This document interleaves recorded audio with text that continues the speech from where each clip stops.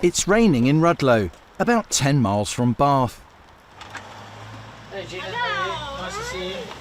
Gina Baker's a young mum of 3, living in a home provided by Green Square Accord, a not-for-profit housing association. While she pays subsidised rent, Gina's desperate, because her home, in her view, is unfit for human habitation. Her housing association landlord agrees.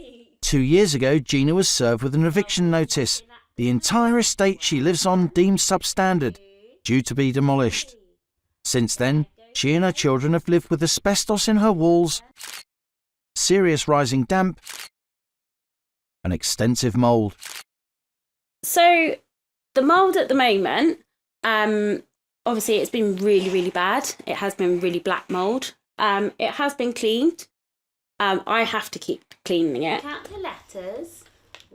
There's a strong smell of mould in Gina's home despite her cleaning regularly. 2 of her kids have developed asthma, including baby Esme, recently sent to A&E due to serious respiratory problems. Gina says her kids live in condemned housing because, in her view, Green Square Accord is greedy and neglectful. As far as I'm concerned, as long as they've got their money, that's what they care about. Because they're very quick that if you were to not pay your rent, they're very quick to say you've had a missed payment. He's about a month old. Gina's neighbour Tonya is another devoted mum, raising kids in a damp flat. Her cramped home was also set to be demolished 2 years ago, with Green Square Accord due to rehouse her. It hasn't happened.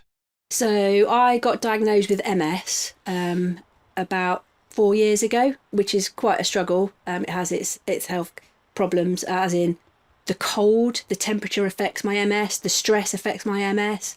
My son is 5 years old. He's autistic. He has already said to me that he hates his bedroom because it smells damp and it's cold and it just isn't a pleasant place for him, which is sad because that should be a safe place for him. Tonya also regularly scrapes and cleans mould from her walls and curtains, but it keeps coming back, especially at this time of year. I'd love them to knock them down like they should have done in the first place. I don't think there's any amount of mould wash, any amount of fixing that they can do because the problem is still there.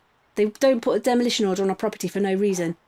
The leader of Wiltshire Council, which includes Rudloe, is furious at how Green Square Accord is treating its tenants. I think the housing that up at Rudloe is appalling, yes.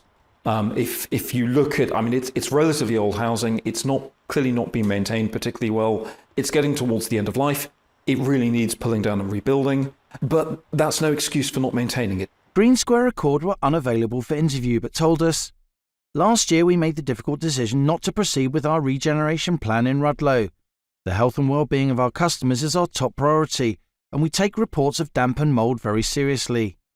The asbestos in the homes at Rudloe doesn't pose a risk to the health of the customers living there. This, according to Green Square Accord, is, quotes, a small amount of damp and mould." Gina and Tonya profoundly disagree. Liam Halligan, GB News, Rudloe in Wiltshire.